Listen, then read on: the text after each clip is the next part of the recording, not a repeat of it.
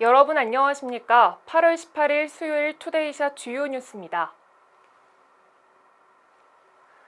올해 들어 경기도와 인천시의 아파트 값이 급등하면서 지난달까지만 30% 가까이 오른 지역이 속출한 것으로 나타났습니다.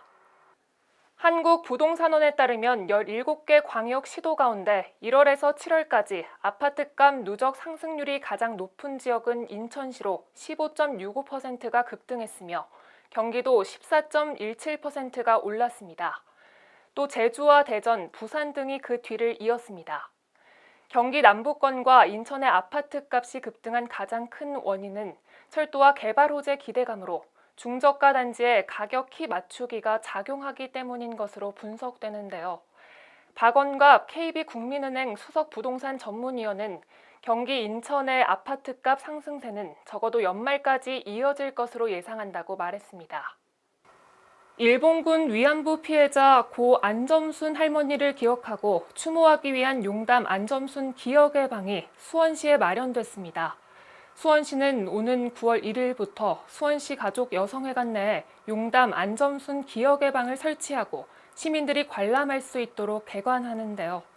일본군 위안부 피해자 할머니의 이름이 정식 명칭으로 운영되는 곳은 용담 안점순 기억의 방이 최초입니다.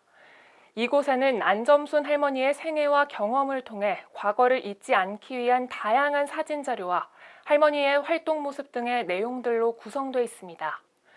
또 400여 명에 달하는 일본군 위안부 피해자 할머니들의 이름과 나이, 증언 등이 적힌 노란 조각들을 담아낸 김석영 작가의 작품도 관람이 가능합니다.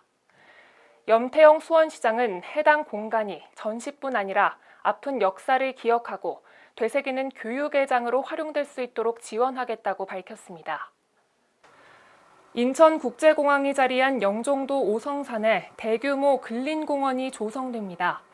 오성산은 인천국제공항이 건설되면서 이착륙 항공기의 시야 확보와 안전을 위해 산을 깎아 당초 해발 172m였던 산이 현재는 해발 52m 이하만 남은 상태인데요.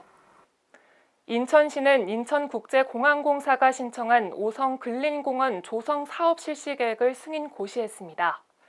이에 따라 인천국제공항공사는 2025년까지 81만 6,015제곱미터의 부지에 산책로와 호수, 어린이 놀이시설과 야영시설 등을 갖춘 근린공원을 조성할 계획입니다.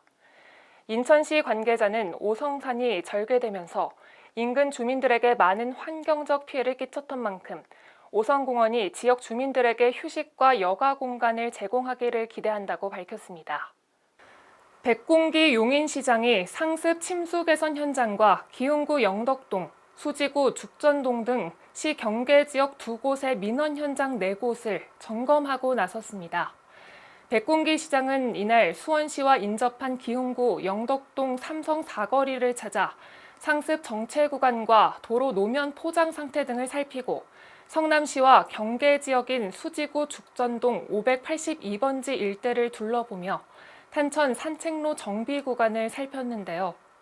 백 시장은 또 수지구 죽전 2동 다가구 주택 밀집 지역 일대 상습 침수 개선 현장도 점검했습니다.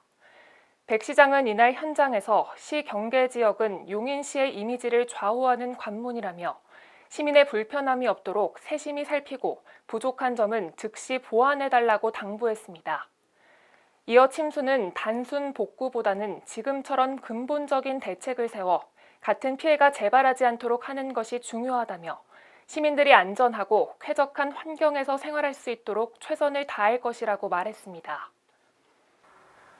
오늘 오전 9시경 파주시 송촌동 한 비닐 공장에서 화재가 발생했습니다.